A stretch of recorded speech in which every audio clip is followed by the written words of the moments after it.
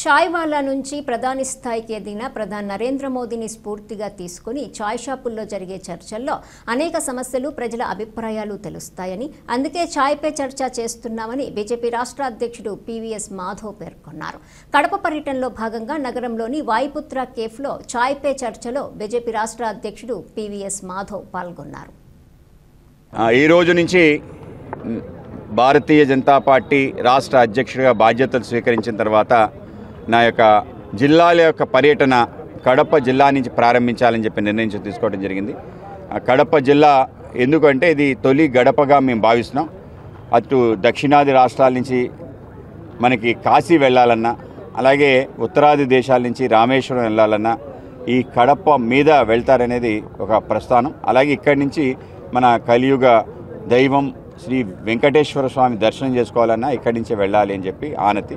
ఆ విధంగా రాష్ట్ర వ్యాప్తంగా ప్రతి కార్యకర్త దర్శనం చేసుకునే విధంగా ఒక కార్యక్రమం, ఈ కార్యక్రమం యొక్క సారథ్యం అని చెప్పి ఈ కార్యక్రమానికి మేము పేరు పెట్టడం జరిగింది. ఆ విధంగా ఒక సారథ్యం ఏదైతే ఉందో కార్యకర్తల ఆధారిత సారథ్యం భారతీయ జనతా పార్టీ ప్రత్యేకం కనుక దాన్ని సాధించడానికి మేము ఈ గడప దాటి ఆ విధంగా ప్రస్థానం చేయాలని ఆలోచనతో నేను కడప రావటం జరిగింది. చాలా సంతోషం.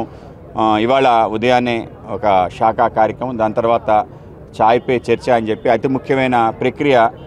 మన ప్రియతమ ప్రధాని నరేంద్ర మోడీ గారు ఒక చాయ్ వాలాగా చాయ్ తాగుతున్న సమయంలో జరిగే చర్చే ఈ దేశానికి సంబంధించిన స్వరూపాన్ని మారుస్తుందని ఒక అభిప్రాయం. ఆ విధంగా ఈ రాష్ట్రం యొక్క అనేక రకాల విషయాల్లో మనం కూడా మార్పు కోరుకుంటూ ఇవాళ కూటమికి పెద్ద ఎత్తున ప్రజలు మద్దతు ఇచ్చారు. అందరి యొక్క విశ్వాసాన్ని చూరుకునే కూటమి ప్రజారంజక పరిపాలన అందించడానికి ప్రజల దగ్గర నుంచి మనం కూడా కొంత అనేక విషయాలు సంగ్రహించడానికి ఈరోజు చాయ్ పే చర్చ కార్యక్రమం ఇక్కడ కడపలో చేయటం, ఆ విధంగా మా వాయుపుత్ర కేఫ్ దగ్గర అందరం కలిసి తాగటం, అనేక మంది టీచర్సు, ప్రొఫెసర్సు, అలాగే అగ్రికల్చర్ సంబంధించిన వాళ్ళు, బ్యాంకర్స్ అందరూ కూడా కలవటం జరిగింది. అనేక విషయాలు చెప్పారు. ప్రభుత్వం సంబంధించిన అసంతృప్తి సంబంధించిన అంశాలు చెప్పడం జరిగింది.